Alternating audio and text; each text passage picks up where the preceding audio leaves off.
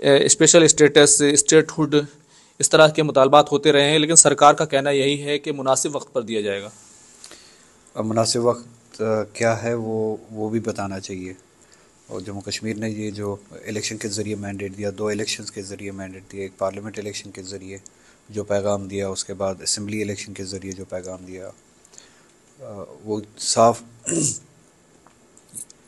ظاہر کرتا ہے کہ جموں کشمیر نے 2019 کے فیصلوں کو رد کیا، اور الیکشنز کے اس پیغام کے بعد جو ایک منظم طریقے سے، ایک جمہوری طریقے سے اور ایک ادارے کی طرف سے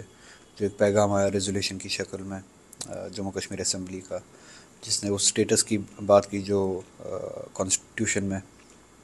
جموں کشمیر کو دیا گیا تھا 1953 سے پہلے، جو جموں کشمیر کی پوزیشن تھی، اور جس سٹیٹس کے ذریعے ہمیں جو حقوق ملتے تھے، جو آئین جو ہمیں ملتا تھا،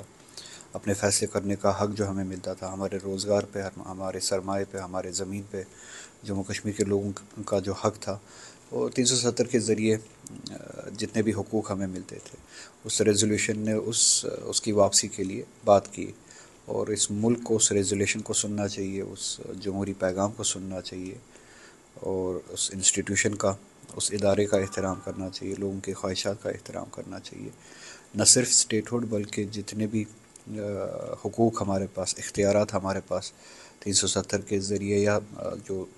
آئین میں جو ہمارا سٹیٹس تھا اس کے ذریعے جو ہمیں دیے گئے تھے، وہ سبھی کو بحال کرنا چاہیے۔ اگر دیکھیں تو ابھی جموں کشمیر میں جو حکمرانی کا فارمولہ ہے وہ دوہری حکمرانی ہے، وہاں پر ایک طرف ایل جی ہیں، دوسری طرف وزیر اعلیٰ ہیں، تو کہیں نہ کہیں اس نسخے کو یہ کہا جا رہا ہے کہ نیشنل کانفرنس کی طرف سے خاص طور سے کہا گیا کہ تباہی کا نسخہ ہے یہ۔ بالکل ہے، آپ دیکھ سکتے ہیں کہ ہوم منسٹری یا حکومت ہند اپنے اپوائنٹی کے ذریعے، اپنے ملازم کے ذریعے، جسے وہ ایل جی کہتے ہیں،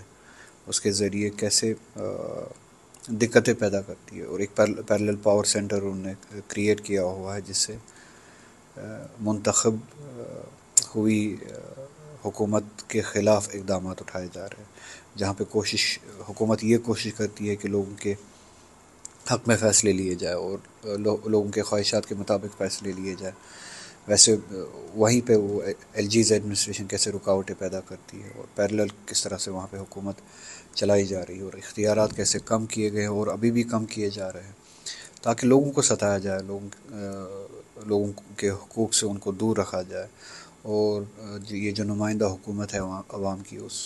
حکومت کو لوگوں کی خواہشات کے حساب سے کام کرنے نہ دیا جائے۔ تو یہ باضابطہ ایک تباہی کا نسخہ ہے، یا ایسا بھی کہا جا سکتا ہے جموں کشمیر کے لوگوں کے ساتھ ایک جنگ ہے۔ وزیر اعلیٰ نے اس سے پہلے بھی وزیر داخلہ امت شاہ سے ملاقات کی تھی اور اپنے کنسرن رکھے تھے، اور اس سے پہلے بھی وزیر اعظم سے بھی ملاقات کی تھی۔ اب دوسری ملاقات ہونے کی بات کہی جا رہی ہے، اور سیدھے طور پر ریاست کے درجے کی بحالی کا جو ایشو ہے کہ سرکار اپنا وعدہ پورا کرے۔ ہاں، ہمارا ہدف ریاست کی بحالی سے زیادہ ہے۔ عمر صاحب جو کوشش کر رہے ہیں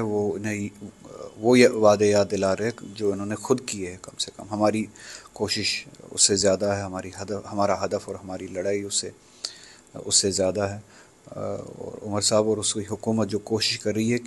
انہیں وہ وعدہ یاد دلا رہی ہے کہ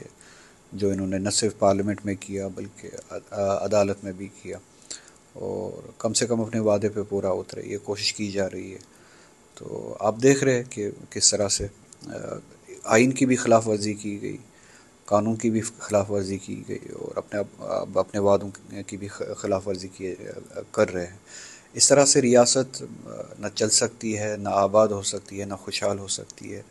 جس طرح سے وہاں پہ الیکشنز کے بعد بھی، لوگوں کے مینڈیٹ کے بعد بھی، لوگوں کے جمہوری اقدامات کے بعد بھی لوگوں کو ستایا جا رہا ہے، یا لوگوں کو اختیارات سے دور رکھا گیا ہے، لوگوں کی منتخب حکومت کو اختیارات سے دور رکھا جا رہا ہے۔ یہ باضابطہ ایک سازش ہے، کوشش ہے جموں کشمیر کے عوام کو ستانے کی، کمزور کرنے کی۔ اس کے نتائج جو وہ غلط نکلیں گے، اور ہم نہیں چاہتے کہ جموں کشمیر میں غلط نتیجے ہو، جموں کشمیر میں خدا نخواستہ لوگ جو ہے اپنے جمہوری اختیارات سے محروم رہے، یا اپنے حقوق سے محروم رہے، اور نا امیدی کا سامنا ہو۔ اب دیری ہونے سے ناراض ہیں کہ دیری نہیں ہونی چاہیے، اب جو ریاست کی بحالی ہے کم سے کم وہ جو وعدہ کیا گیا تھا وہ فوراً پورا کرنا چاہیے۔ سپریم کورٹ کو نوٹس لینا چاہیے، جو ڈائریکشنز سپریم کورٹ نے دی ہے،